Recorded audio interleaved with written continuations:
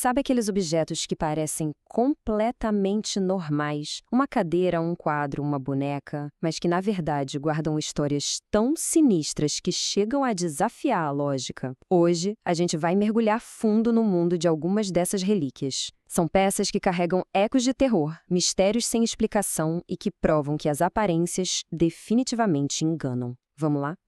E a ideia é exatamente essa. A fonte que a gente analisou descreve esses objetos não só como artefatos históricos, mas como possíveis portais. Portais para forças que a gente não consegue ver, muito menos entender. É um pensamento de arrepiar, né? E é isso que vai guiar nossa conversa.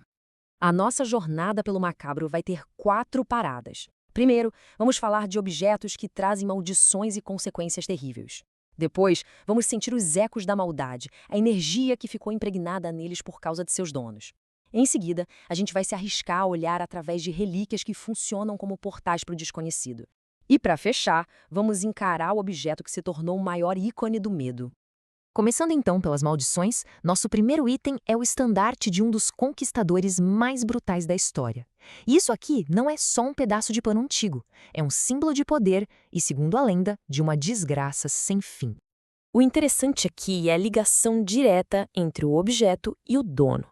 Tamerlão era conhecido por uma ambição sem limites, e a maldição do estandarte parece ser um reflexo disso.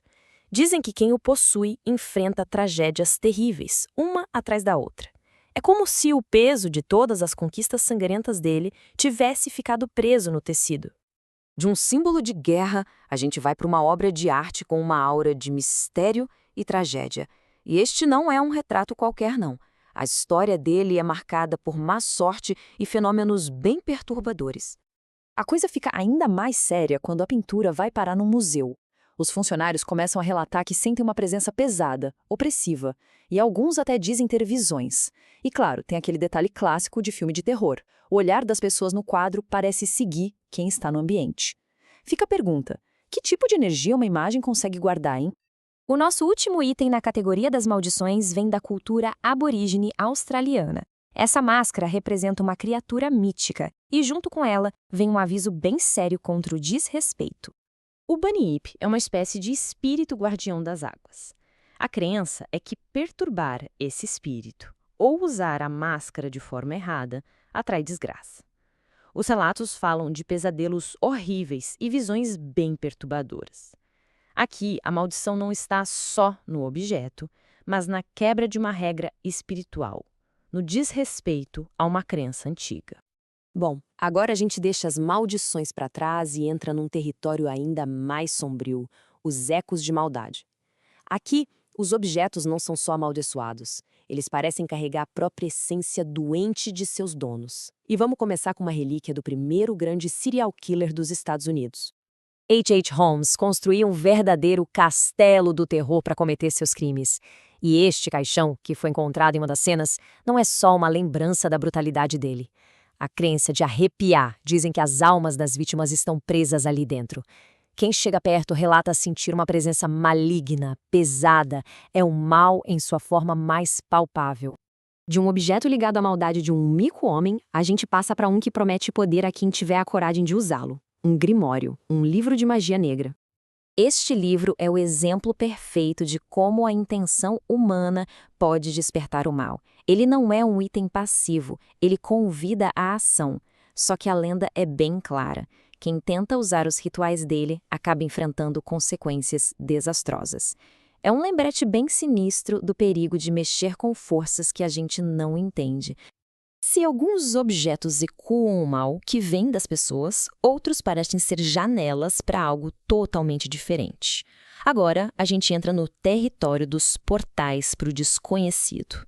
E o nosso primeiro item fica num lugar que já é famoso pela sua reputação sinistra: o Castelo de Hauska, na República Tcheca. O castelo em si já é conhecido como um portal para o inferno. E este piano parece ser um canal direto para essa energia. Os relatos dizem que, quando tocado, os sons parecem ter vida própria. Pior, os visitantes sentem que estão sendo observados e ouvem sussurros perto dele. A música, aqui, não é arte, é um eco de algo bem sombrio. Do portal de um castelo para um portal mais pessoal, ligado a um dos maiores mestres do terror da literatura. Este objeto teria pertencido a ninguém mais, ninguém menos que H.P. Lovecraft.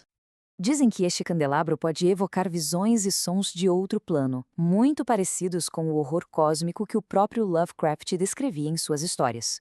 As pessoas que o tocaram relatam uma sensação de estar flutuando entre mundos, ouvindo segredos terríveis. Fica a pergunta: será que era daqui que vinha a inspiração dele? Continuando com esses objetos que abrem portas, chegamos a uma ferramenta bem famosa, feita especificamente para contatar o outro lado. O tabuleiro Ouija todo mundo já ouviu falar, mas o foco aqui é o cristal usado com ele. Histórias de sessões que deram muito, mas muito errado são comuns. Falam de possessões, eventos aterrorizantes. A teoria é que o cristal não apenas ajuda na comunicação, ele pode aprisionar a essência do espírito. E é aí que o perigo mora. Para fechar essa sessão de portais, temos a Cruz de Thanatos, uma relíquia ligada diretamente à morte, vinda de antigos cultos que adoravam. Feita de metais que ninguém sabe direito quais são, essa cruz, que tem o nome do deus grego da morte, parece criar uma conexão perigosíssima com o além. O ponto principal é o efeito que dizem que ela causa. Quem a segura sente a própria energia vital sendo sugada. Não é um portal para a gente olhar, é um portal que consome. Pois é, nós vimos maldições, ecos da maldade humana, portais para outros mundos, mas, entre todas essas relíquias assustadoras, uma delas se destaca. Um objeto cuja história de terror ultrapassou o mundo do ocultismo e se tornou um verdadeiro ícone da cultura pop, um símbolo do medo moderno.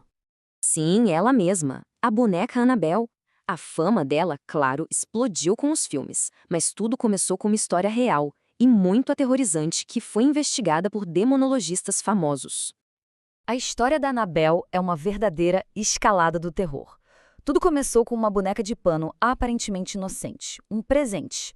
Mas logo, eventos estranhos começaram a acontecer, e esses eventos evoluíram para ataques físicos. Foi aí que Ed e Lorraine Warren entraram na história e concluíram que uma entidade maligna estava ligada à boneca.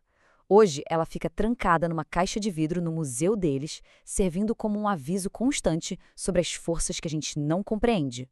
E a gente termina com essa reflexão. Cada um desses objetos, da Annabelle ao estandarte de Tamerlane, nos lembra que o passado às vezes está muito mais próximo do que a gente imagina.